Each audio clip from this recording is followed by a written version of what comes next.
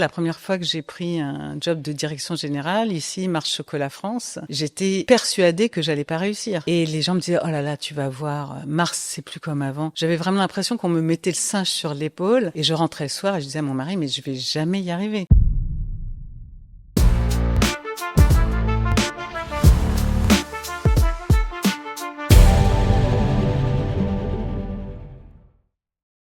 Et si la meilleure porte d'entrée vers la réussite, c'était l'échec. Bienvenue dans Échouer pour réussir, un podcast de Paddock Academy, carrefour de l'innovation et de la diversité du territoire du Grand Est. Découvrez dans chaque épisode comment notre invité a transformé un échec marquant en véritable tremplin. Je suis Marie-Paul, bénévole chez Paddock Academy. Bonne écoute. Aujourd'hui, on reçoit une dirigeante qui a transformé chaque entreprise qu'elle a touchée. Notre invitée a un parcours impressionnant. Après avoir gravi les échelons chez Mars, elle rejoint L'Oréal et prend la tête de la division produits professionnels où elle mène une transformation majeure dans un secteur en pleine mutation.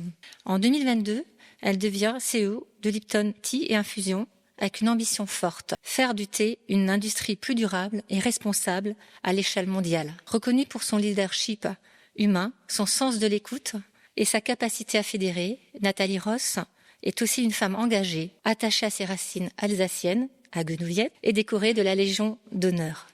Bienvenue dans Échouer pour réussir. Merci pour cette jolie introduction, Marie-Paul. Bonjour et bonjour à tous.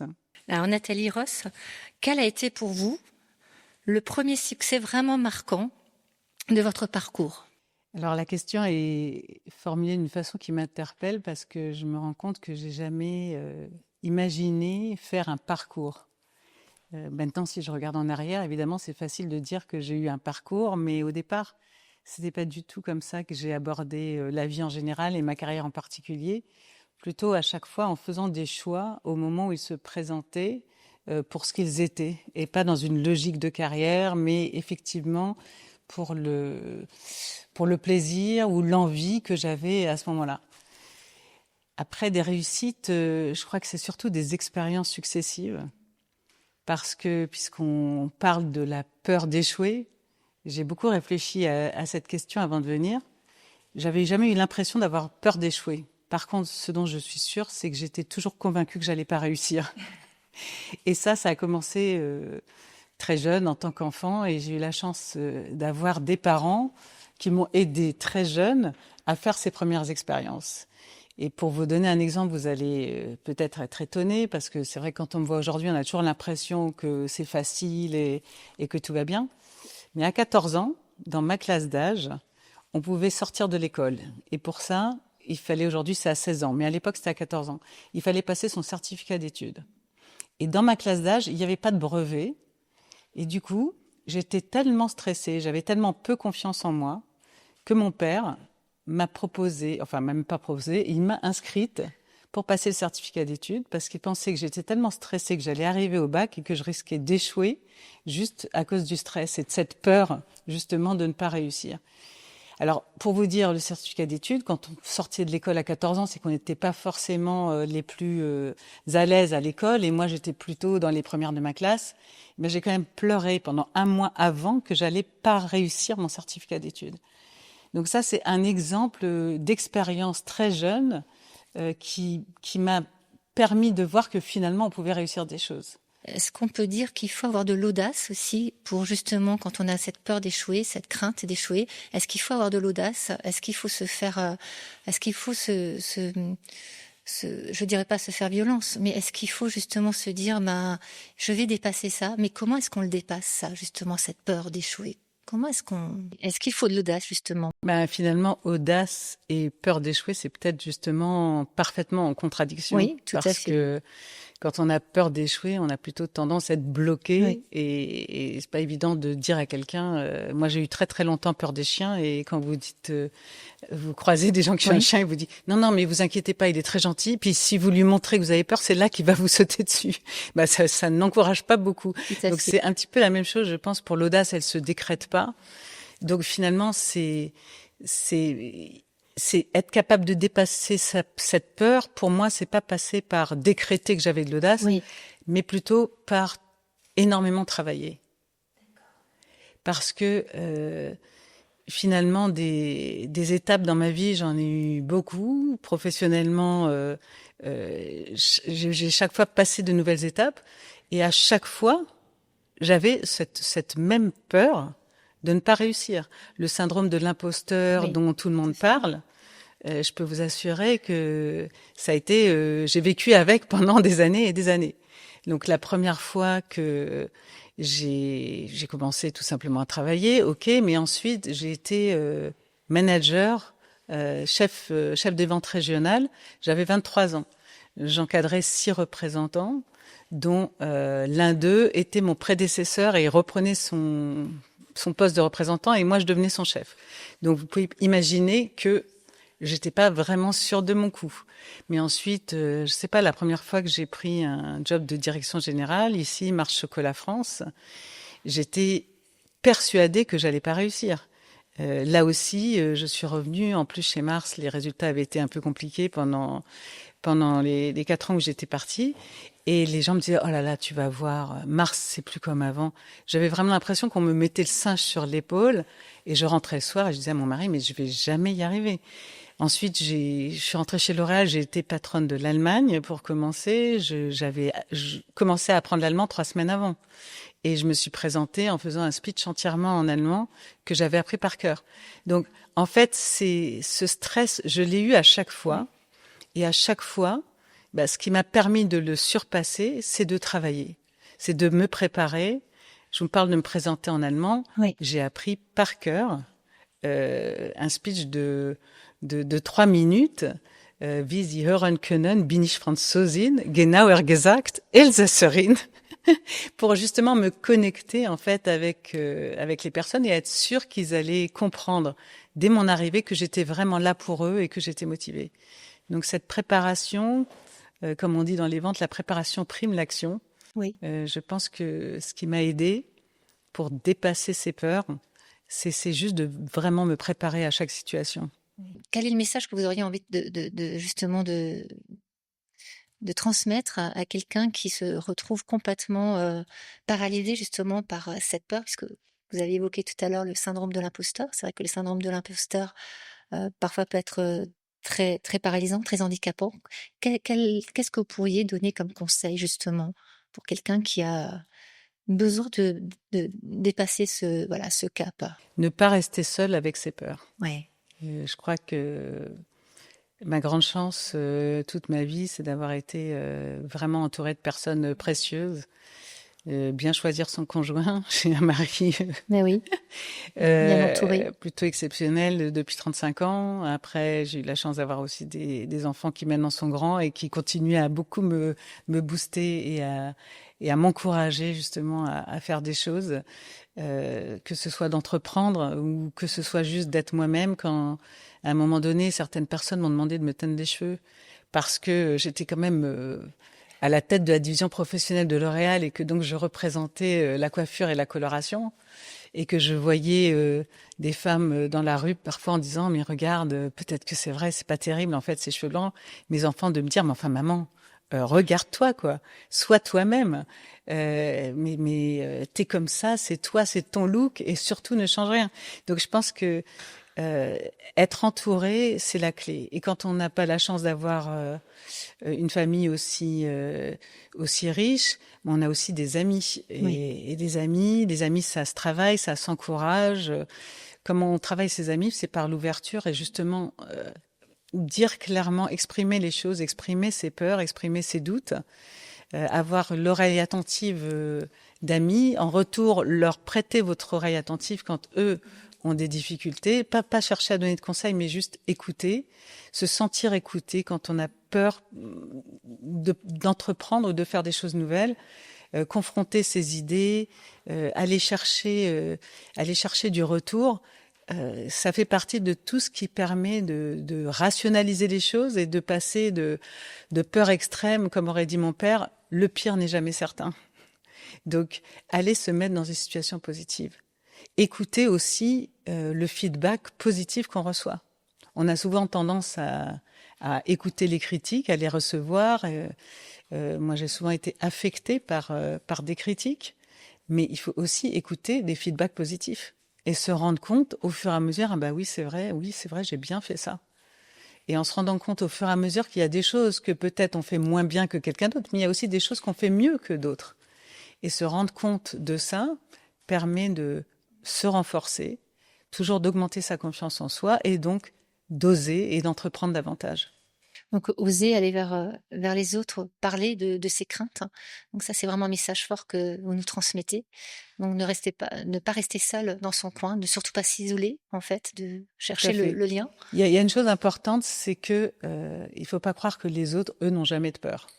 Bah, si je raconte les miennes, déjà, ça va calmer pas mal de gens parce que quand on me voit Oui, arriver dans une pièce, en général, je sais que les gens, ils ont peur de moi. oui. Et c'est ce que disent les copains de mes enfants, genre, tu sais que D'accord. machin, il a peur de toi. Je dis, ah bon, donc voilà. Donc, euh, il faut savoir on n'est jamais seul. Et surtout, les autres ont autant de peur que vous. Donc la transparence, l'ouverture, ça joue énormément. Donc quand on prend un nouveau job, par exemple, encore une fois, je vous le disais, à chaque fois que j'ai pris un nouveau job, j'étais sûre que j'allais pas réussir. Ben, commencer mon premier comité de direction quand je suis devenue présidente Europe de Mars, c'est-à-dire pour la première fois patronne de patronne, c'est-à-dire que mon équipe, c'était des patrons de pays. Après un monsieur qui avait 20 ans de plus que moi, une grosse expérience, etc. C'était un gros step. J'étais méga stressée. En fait, moi j'étais stressée, mais mon équipe était tout aussi stressée. Parce que pour eux, c'est un nouveau chef. Oui. Et comment il va être ce nouveau boss? Et puis qu'est-ce qu'elle a dans la tête? Et puis ils ont entendu des trucs. Il paraît qu'elle est comme ci, elle est comme ça. Donc finalement, ils ont aussi beaucoup d'angoisse. Donc le fait de s'ouvrir et de dire, ben voilà, maintenant ça fait un mois que je suis dans ce job. Voilà ce que j'ai observé. Voilà d'après moi ce qui marche, ce qui marche pas. Voilà ce que j'ai envie de faire avec vous. Qu'est-ce que vous en pensez? Et là, tout d'un coup, ça dégonfle un petit peu ces inquiétudes qui sont dans la tête des autres comme elles sont dans la vôtre. Donc je crois que cette ouverture, cette transparence dans l'échange, elle est clé pour se renforcer soi-même et créer un climat de confiance Oui. qui est la base de toute entreprise. Ben, merci en tout cas pour vos propos. Je pense que sont très inspirants, très rassurants également, parce qu'on a beaucoup de personnes effectivement qui ont peut-être ce sentiment de parfois se sentir très seules quand il s'agit de prendre, de prendre des initiatives et puis, de choisir un chemin professionnel ou, voilà. Et je trouve que c'est très important le message que vous venez de transmettre, donc de d'oser aller vers les autres, d'oser poser, des questions, d'oser, et tout simplement demander de l'aide quand c'est nécessaire, hein. Je pense que c'est essentiel. Hem, Et pas toujours des gens qui sont dans votre domaine. Moi, j'ai des oui, amis très proches qui ne sont pas du tout dans le business.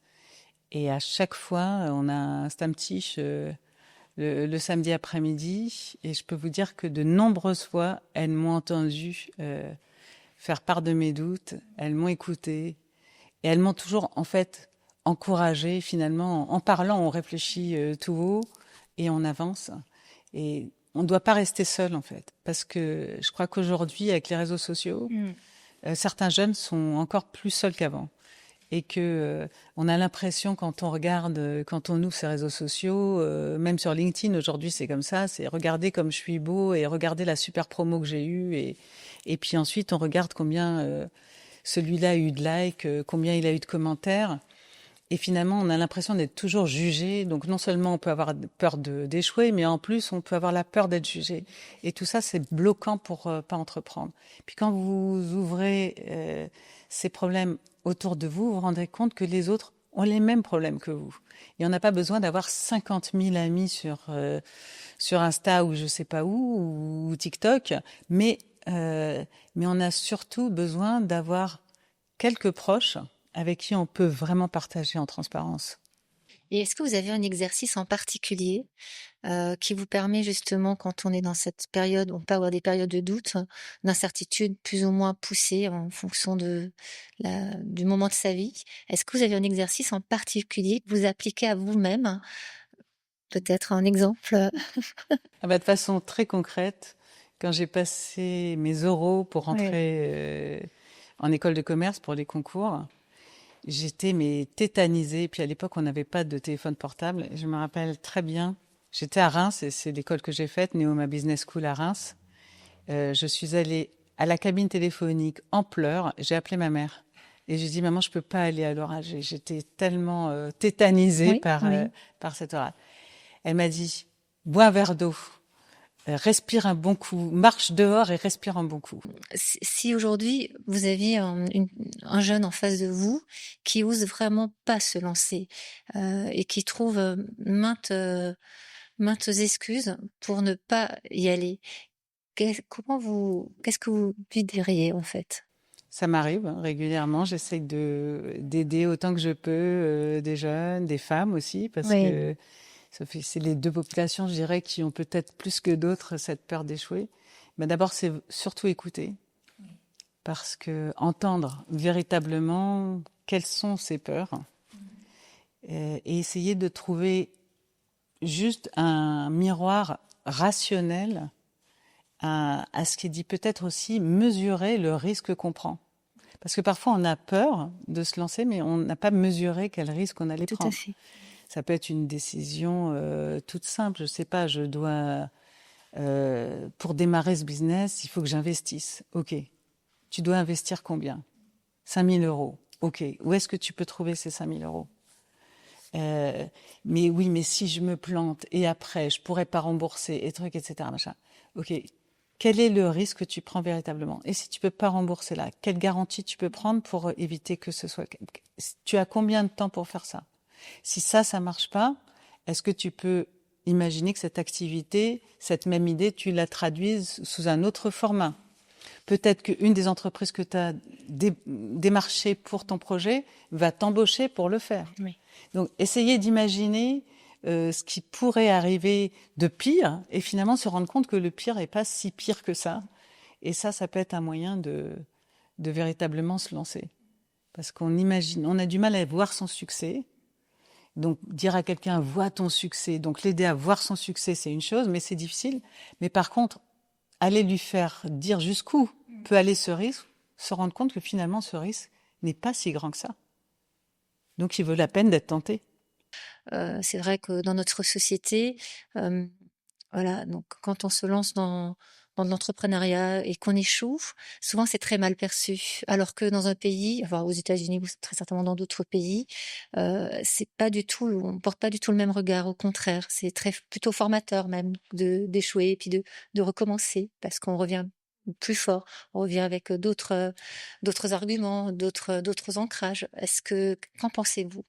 Ce matin même, parmi les jeunes que j'aide, il y a un jeune qui s'appelle Nicolas qui a créé une boîte extra qui s'appelle Join Next et qui fait de la formation au leadership durable pour des grandes entreprises.